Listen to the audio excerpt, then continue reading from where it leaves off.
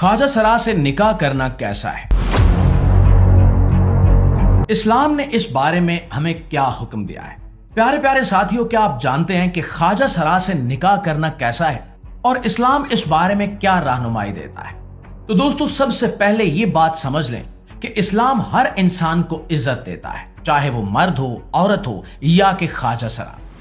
ख्वाजा सरा को मुआशरे में अक्सर हकारत की नजर से देखा जाता है, इनका मजाक उड़ाया जाता है, मगर ये रवैया हरगिज दुरुस्त नहीं है। ये भी अल्लाह की मखलूक हैं और इनके भी वही हकूक हैं जो दूसरे इंसानों के होते हैं। पैदाइश के वक्त ये भी वैसे ही हकूक लेकर आते हैं जैसे हर बच्चा लाता है, लेकिन इंतहाई अफसोस के साथ कहना पड़ता है कि वक्त के साथ इनके हकूक छीन लिए जाते हैं और इन्हें मुआशरे से दूर कर दिया जाता है।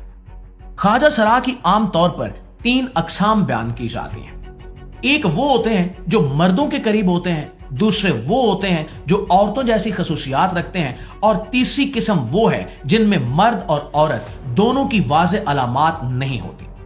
इसके अलावा कुछ लोग ऐसे भी होते हैं जो हकीकत में मर्द होते हैं लेकिन औरतों जैसा हुलिया बना लेते हैं, मेकअप करते हैं और अपने आप को ख्वाजा सरा जाहिर करते हैं।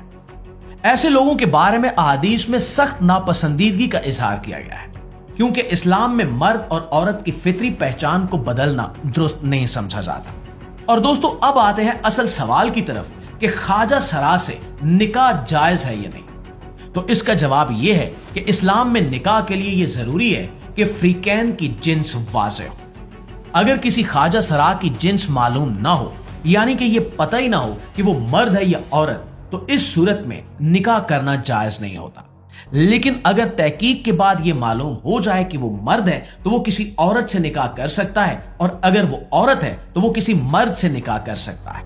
यानी असल बुनियाद जिन्स की पहचान है, ना कि सिर्फ जाहिरी शक्ल सूरत। और दोस्तों, इसी तरह इस्लाम ख्वाजा सरा के दीगर हुकूक को भी तस्लीम करता है। इन्हें विरासत में हिस्सा मिलता है, और अगर वालिदैन इन्हें जायदाद से महरूम करते हैं या घर से निकाल देते हैं तो ये इंतहाई बड़ी ज्यादती है। ऐसे मामलात में कानून को हरकत में आना चाहिए ताकि इनके हुकूक की हिफाजत की जा सके। प्यारे साथियों, इनकी नमाज जनाजा भी इसी तरह पढ़ाई जाती है जैसे दूसरे मुसलमानों की, क्योंकि ये भी उम्मत का एक हिस्सा है। और यहां पर यह बात समझना भी इंतहाई अहम है कि किसी ख्वाजा सरा का मजाक उड़ाना, इन पर आवाजें कसना या इन लोगों को कमतर समझना इस्लाम में जायज नहीं है। हम सबको ये बात याद रखनी चाहिए कि इज्जत देना और अच्छा बर्ताव करना हर मुसलमान की जिम्मेदारी है। और दोस्तों, तारीख में भी ख्वाजा सराओं को इज्जत दी जाती थी। मुगल दौर में इन्हें